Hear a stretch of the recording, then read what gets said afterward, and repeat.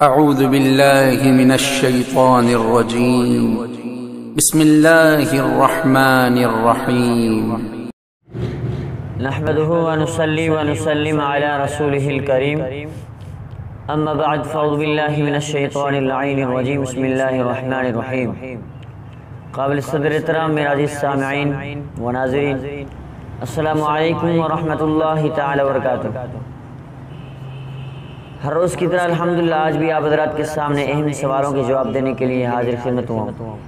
آج بھی اہم سوال پوچھے گئے ہیں، ذرا سماعت فرمائیں۔ ایک صاحب نے سوال کیا کہ ایک شخص کے پاس ایک ہرن تھا اور اس ہرن نے ایک بکری کے ساتھ جفتی کیا، تو اس بکری سے ایک بکرا پیدا ہو گیا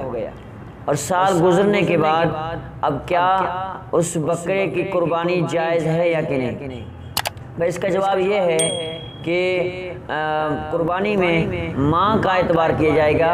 اور اس کی قربانی جائز ہے، کیونکہ اس کی ماں جو ہے نا بکری ہے، اس لیے اس بکرے کی قربانی جائز ہے۔ پھر ایک صاحب نے سوال کیا ہے کہ بھائی قربانی کے لیے کسی نے گائے خریدی اور بعد میں پتہ چلا کہ یہ گائے گابن ہے، اور تو بعد میں انہوں نے جو ہے نا سائل سوال کرتا ہے کیا اس کی قربانی جائز ہے، یا پھر اس کو چھوڑ کے اور جو ہے نا انہوں نے جو ہے نا جانور خرید لی، تو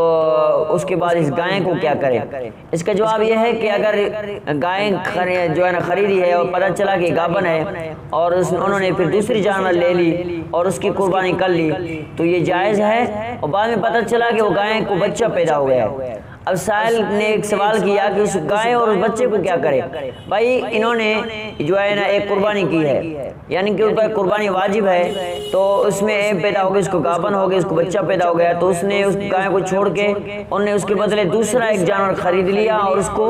قربانی کر دیا، تو بصورت اس کے اس گائے اور وہ بچہ اس کے پاس ہے۔ اب اس کی مرضی ہے، اس کو وہ فروخت بھی کر سکتا ہے، اس کی مرضی ہے اس کو وہ جو ہے ذبح کر کے کھا سکتا ہے، اس کی مرضی ہے وہ اپنے کسی بھی دوست کو دے سکتا ہے۔ پھر سائل نے سوال کیا کہ بھئی قربانی کے جانوروں میں نر جانور کا قربانی زیادہ بہتر ہے یا مادہ جانور کا قربانی زیادہ بہتر ہے؟ اس کا جواب یہ ہے نر اور مادہ جانور ان دونوں کے لیے تو ایک شرط ہے کہ وہ گوشت سے بھرے ہوئے اور پھرتی ہوں۔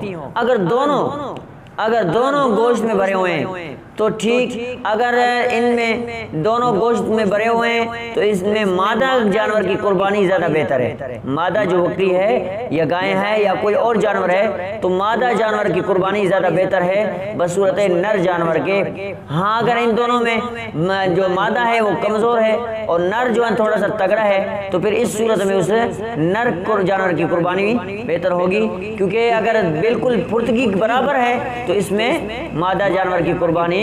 زیادہ بہتر ہے۔ اللہ کریم سے دعا رب العالمین ہم سب کو تمام مسائل کو اچھی طرح سے سیکھنے کی توفیق عطا فرمائے۔ وما علینا الا البلاغ المبین۔